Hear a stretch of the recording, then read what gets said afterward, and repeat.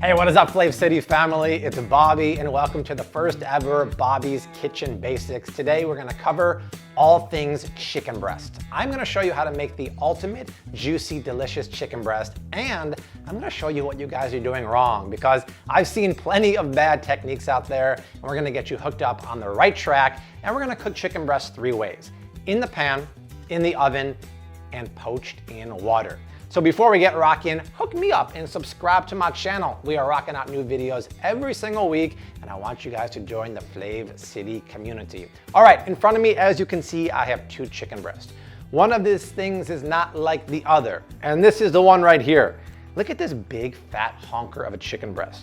You cannot cook this thing evenly. It's too fat, it's too irregular, and if I compare that to this little guy here, this one is organic. It hasn't been pumped full of hormones, and I don't call it the Incredible Hulk of chicken breast, and it's much easier to cook evenly without overcooking. So if you don't mind spending a little more money, ditch the traditional one that's pumped full of hormones. It just is.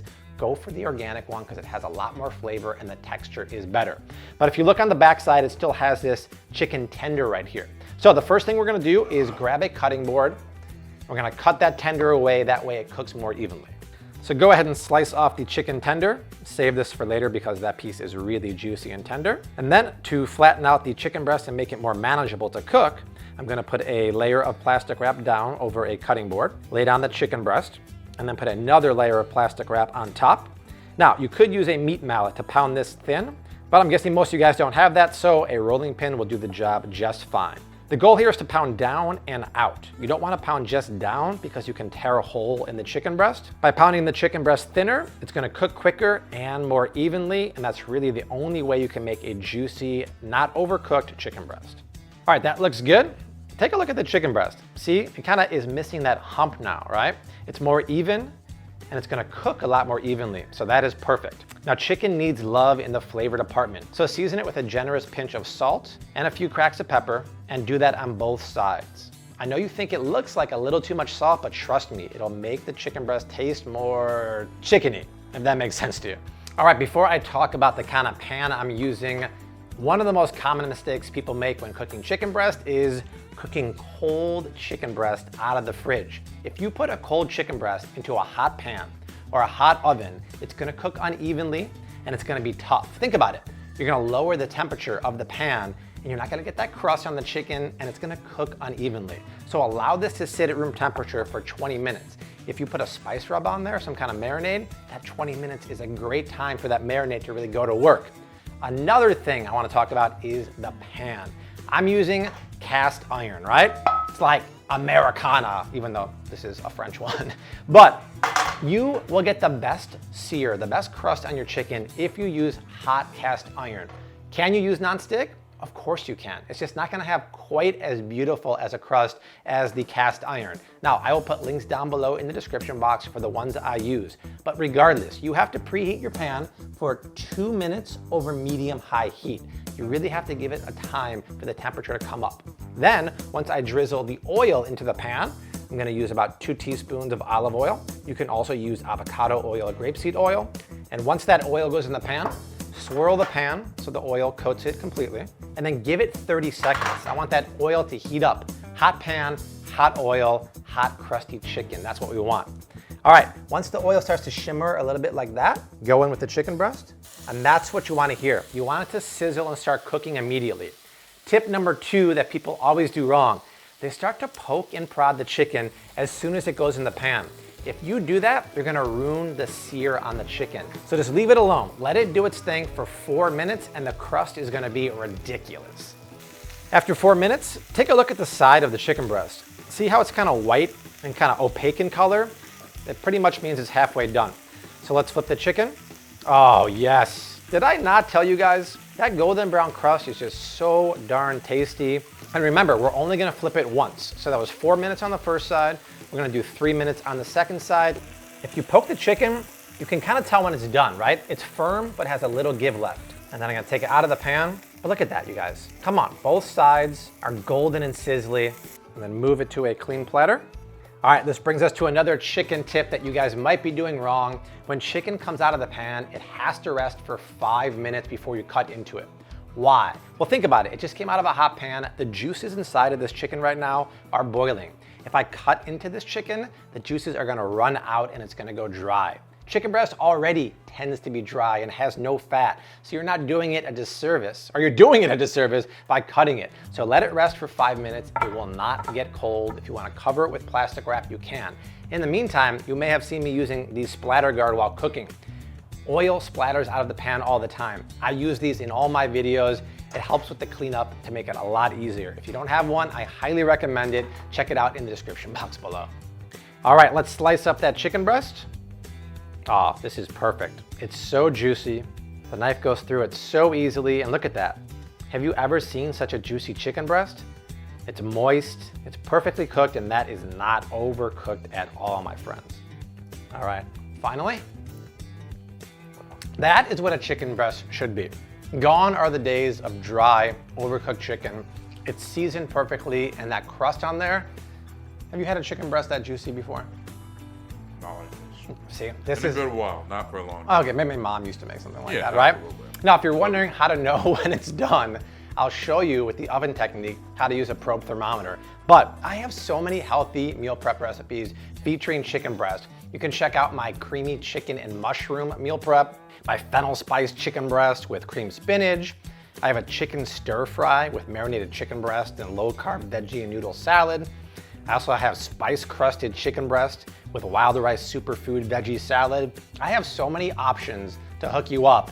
You better hurry up before Brandon eats all of it. All right, next up, we're gonna do the oven baked technique for a perfect chicken breast. I'm preheating the oven to 450 degrees. Drizzle over some olive oil on the chicken breast. Rub it around on both sides. And then once again, give it a nice liberal pinch of salt. And then for some additional flavor, I'm gonna sprinkle over some smoked paprika and some cumin powder, and then rub that around. Help it kind of create a nice crust over the chicken. Flip it over, and then do a little more salt, some smoked paprika, and some cumin. Give it one more Swedish massage, and then transfer that to the oven for 15 minutes. All right, now things get a little trickier in the oven because I can't really press it like I did in the pan, and I don't wanna overcook the chicken. So a lot of recipes I see online say cook chicken breast to 165 degrees. Well, yeah, go ahead and do that if you want dry, overcooked chicken breast. The final temperature of chicken should be 160, which means you should pull it from the oven, the pan, the poaching liquid at 155 degrees because there's something called carryover heat. The juices are boiling inside, like I said before. When you take it out of the oven or the pan, it keeps cooking another 5 degrees. So if you pull it at 160 or 165, it's gonna overcook. How do I know what 155 is? Invest $12 in a probe thermometer. I'm gonna stick this in the chicken in the oven after about 13 to 14 minutes and pull it when it exactly gets to 155. So after about 10 minutes, let's go into the oven and insert that probe thermometer into the deepest part of the chicken breast, and then close the oven back up. Attach the probe to the housing, and then see what it does. It has the internal temperature on the left-hand side, and I have the target temperature on the right-hand side. So I'll set an alarm, and it'll tell me exactly when it hits 155. All right, now, so it's 155. It's gonna carry over to 160, but leave that probe thermometer in there. Because what happens? We just made a hole in there. Juices inside are boiling once again. All the juices will come out through that little hole. It'll be like the old faithful geyser of chicken breast. So plug it back in, let it rest for 3 to 5 minutes, and you can see in the meantime, the temperature will carry over to like 160-ish, 165, good to go. Let's remove the probe thermometer and then slice up that chicken breast. Oh man, the knife is going through it like a hot knife through butter. And look at that. The chicken is perfectly juicy. It's not overcooked, and the juices are just streaming out of that so beautifully. All right, we gotta eat. Cheers. Oh, cheers. Oh, it's all right. Listen, you don't have the hard sear. You don't have the crust from the pan, which I love, but for an oven-baked chicken, it's about as juicy as they get. Those spices like the smoked paprika and the cumin, they're banging on top. You have to give this a little love in the flavor department, but it's perfectly cooked. Now the last method is poached. Brandon is not too familiar with poached, right? Not at all. This will be probably this will be my first time having it. Okay, well, it's the trickiest one because it's the easiest one to overcook the chicken. The key is to do it very gently in a very flavorful cooking liquid. So should we do that? Yeah, let's do it. Do it. All right, to make a juicy poached chicken breast, I have a pan of cold water here. You have to start with cold water because you want the chicken breast to cook evenly from the outside to the inside. So I'm gonna flavor this water with a ton of delicious ingredients like fresh sage, fresh rosemary, fresh thyme, a few lemon slices, a couple cloves of smashed garlic, a teaspoon of black peppercorns, and 1 bay leaf, and a teaspoon of kosher salt. And then go ahead and add your chicken breasts. Whack the heat onto medium-high, bring the water to just a simmer, and then right away lower it to kind of medium-low heat. All right, if you're boiling this mixture, you're gonna overcook the chicken. If you're simmering the mixture, you're gonna overcook the chicken. The poach is so gentle. It's a very, very delicate technique, and you wanna keep it nice and low without bubbles. That way the inside of the chicken cooks roughly at the same time as the outside. So if you don't monitor your heat, it's gonna be tough. So keep an eye on that for about 10 minutes. After 10 minutes, let's get the chicken breast out of the poaching liquid. And if you wanna be 100% sure they're done, just stick that probe thermometer in the deepest part of the chicken and then let them rest once again 5 minutes. Go ahead and slice it up. And these are beautiful, really, really juicy and perfectly cooked, and all those yummy aromatic flavors going right into the chicken. All right, let's try this poached chicken out. Brandon's a little scared of the white meat chicken here. Look. It's not that I'm scared, it's that I'm scared. And no offense, I like seasoning, so. You have to confront your fears head on here. Yeah, I mean, here we go, I guess. No, this poached chicken is perfect for a chicken salad. Never buy rotisserie chicken from the store. It's pumped with chemicals and MSG and really bad stuff. Poach your own chicken or roast your own chicken.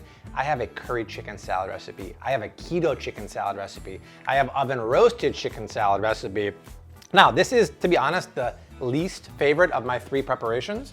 Yeah. It doesn't have the crust. It doesn't have the seasoning. It doesn't have that crusty crust on there. But either way, you guys now have the knowledge to make the perfect juicy chicken breast 3 ways.